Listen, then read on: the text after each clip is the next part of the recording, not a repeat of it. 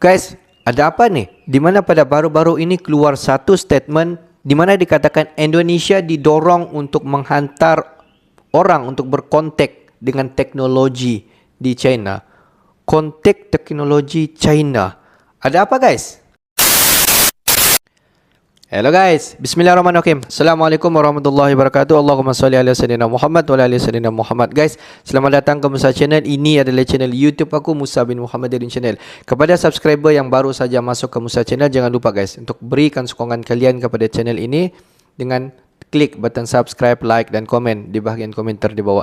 Dan kepada subscriber yang sudah subscribe channel ini sejak dulu lagi, aku mengucapkan ribuan terima kasih.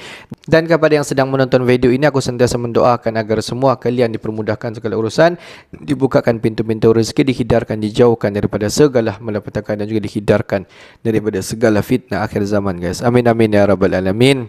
Guys, seperti biasa, hari ini kita akan buat sedikit lagi video reaction di channel Endo Magazine. Dan kalau kita tengok judul video yang kita akan react hari ini, di mana dikatakan Indonesia didorong untuk kirim orang untuk kontak teknologi China. Indonesia didorong orang yang dorong Indonesia itu tidak tahu siapa untuk kontak dengan teknologi China. Ada apa nih guys? Ada apa dengan teknologi China nih? Sampai orang di luar suruh Indonesia kontak untuk mungkin melihat-lihat teknologi di China. Apa-apa pun, jom kita tonton dulu video ini ataupun kita semak dulu video ini guys. Jom semaklah video ini. Luhut dorong. Hey, hola Indomax Indo Magazines. Oke, berita yang mantap jos. Kali ini datang dari hubungan Indonesia-China. Seperti yang kalian tahu, hubungan kedua negara ini pun cukup dekat bos, terutama dalam bidang bisnis dan perdagangan.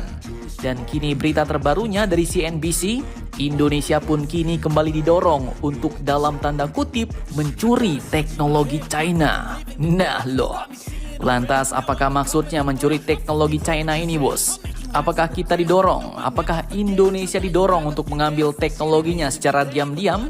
Setelah ini kita bahas bos. Kemudian berita kedua yang tak kalah panas. Negara baru anggota NATO yaitu Finlandia kini sepertinya tengah bersiap-siap untuk menghadapi kemungkinan terburuknya dihantam oleh rudal-rudal Rusia bos. Pasalnya, kini kabarnya Finlandia pun telah deal bakal memborong sistem pertahanan udara Israel yang cukup legendaris yaitu Davis Link alias Ketapel Daud. Salah satu sistem pertahanan dari keluarga besar Iron Dome, Arrow 2 dan Arrow 3 yang menjadi pelindung negara Israel selama ini bos. Nah, lantas pertanyaannya sekuat apakah Davis Link ini bos? Apakah mampu menangkis serangan rudal-rudal sangar Rusia? Penasaran beritanya?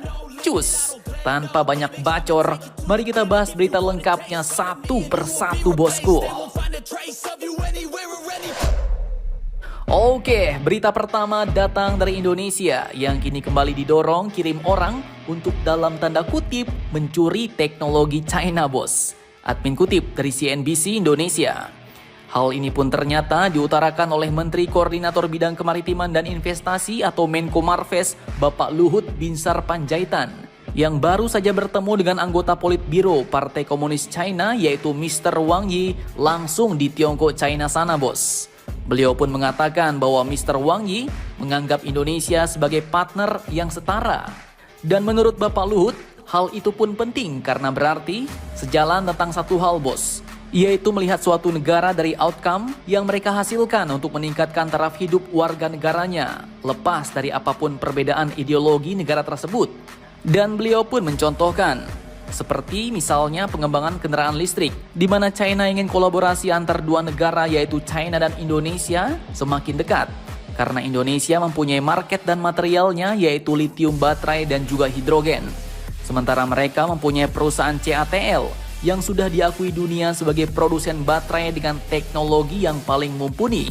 Untuk itulah beliau, Bapak Luhut katakan, saya akan mengusulkan ke Presiden Jokowi agar mengirim lebih banyak mahasiswa Indonesia untuk belajar ke Tiongkok, bukan hanya vocational training saja, tetapi juga untuk belajar pengembangan teknologi kendaraan listrik hingga akhirnya bisa kita implementasikan di negara kita Indonesia, ujar beliau. Nah, Inilah yang dimaksud pada berita dengan judul Luhut dorong Jokowi, kirim orang Indonesia curi teknologi China. Maksudnya ya bukan mencuri beneran bos, tetapi belajar langsung ke negeri Tiongkok China agar teknologinya bisa kita implementasikan di Indonesia.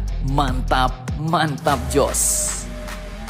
Bapak Luhut dorong Jokowi kirim orang di Indonesia untuk curi teknologi China. Uish, curi teknologi China. Kejap guys, jangan salah faham. Kalau kita tengok beberapa hari yang lepas di mana Bapak Luhut telah berkunjung sendiri ke China dan sempat untuk bertemu dengan boleh dikatakan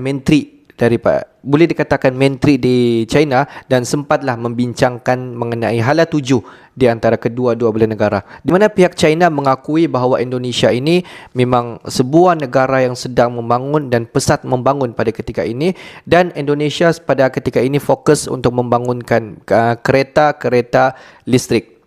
Di sebalik itu juga dengan apa yang ada di China, di mana China ini dia marketing dia ada sudah, di mana alat-alat teknologi dia ada sudah, di mana alat untuk penghasilan bateri listrik pun ada sudah. Jadi tinggal membuat jalinan kerjasama bersama dengan Indonesia, bersama dengan China untuk menghasilkan satu kereta listrik yang mampu untuk mendapat satu market yang sangat-sangat tinggi di dunia dan boleh dikatakan mampu bersaing hebat bersama dengan Tesla.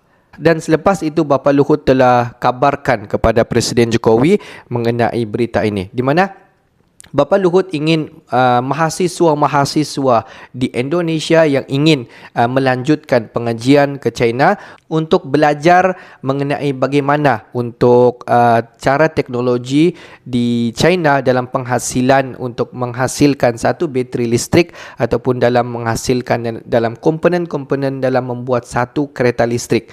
Dengan adanya jalinan kerjasama ini di mana Indonesia akan menghantar mahasiswa sebilangan ataupun ramai-ramai mahasiswa daripada Indonesia pergi ke China untuk belajar untuk penghasilan bateri listrik, untuk menghasilkan komponen-komponen untuk membuat satu kereta listrik. Dan selepas habis belajar di China dan balik ke Indonesia dan mampu untuk mengaplikasikan apa yang dibelajarkan di China itu dapat dibangunkan di Indonesia dan dapat memproduksikan seberapa banyak kereta-kereta listrik. Dan selepas itu Indonesia mampu untuk memperkomersialkan ataupun dapat mengekspor banyak-banyak ataupun seberapa banyak kereta-kereta listrik keluar daripada Indonesia. Inilah yang dikatakan Indonesia curi teknologi China, di mana jalinan kerjasama di antara China bersama dengan pihak Indonesia dalam penghasilan kereta listrik. Di mana curi bermaksud dia Indonesia menghantar mahasiswa-mahasiswa ke China untuk belajar dan balik ke Indonesia dan mampu pihak kerajaan Indonesia untuk memproduksikan kereta listrik untuk keluar daripada Indonesia. Jadi guys, pendapat kalian semua bagaimana? Inilah masanya Indonesia mampu untuk memproduksikan hasil daripada karya anak bangsa di Indonesia.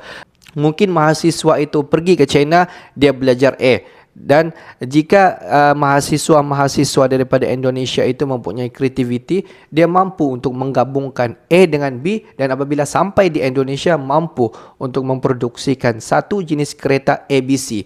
Complete guys. Okey lah guys, untuk hari ini sampai di sini saja sedikit information daripada Musa Channel, dan kepada subscriber, kepada viewer di luar sana yang belum lagi klik button subscribe, please guys to klik button subscribe, like dan komen di bahagian komentar di bawah. Akhir kata daripada Musa Channel, thanks for watching my video. Assalamualaikum warahmatullahi wabarakatuh guys. See you the next video guys.